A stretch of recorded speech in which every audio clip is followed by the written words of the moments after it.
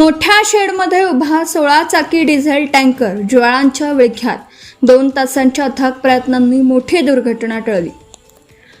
माधवनगर मिराज रोडवरील होमगार्ड कार्यालयाजवळ पालवी हॉटेल परिसरातील मोठ्या शेडमध्ये उभा करण्यात आलेल्या 16 चाकी डिझेल टँकरला क्रमांक MH46 DU 5606 गुरुवारी पहाटे सुमारे 5 वाजण्याच्या सुमारास अचानक भीषण आग लागली. काही क्षणातच आगीने रौद्ररूप धारण करत संपूर्ण टँकरला वेढा घातला.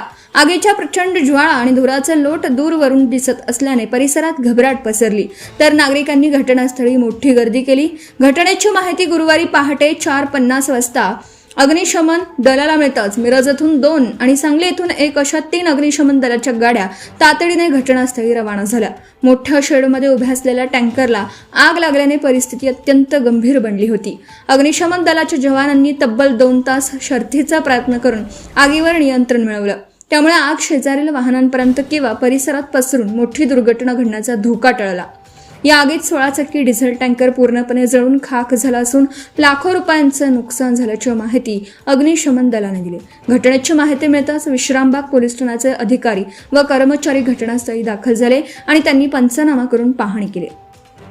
अग्निशमन दलाचे प्रमुख रोहित मस्के यांच्या मार्गदर्शनाखाली सागर भातमारे, रोहित तसगावकर, अहमद अली शेख, संतोष हाके, विक्रम कोरे, बिरप्पा हिंचगिरी आणि विशाल रसाळ या जवानांनी जीवाची पर्वा न करता सलग 2 तास आगीशी झुंज दिली. त्यांच्या धाडसी आणि तत्पर कामगिरीमुळे संभाव्य मोठा अनर्थ टळला. आगीचं नेमकं कारण अद्याप अस्पष्ट असून त्याबाबत संबंधित यंत्रणांकडून पुढील तपास सुरू आहे. Bureau report, police times news, Mahesh Pawar. Subscribe now and press the bell icon. Never miss an update.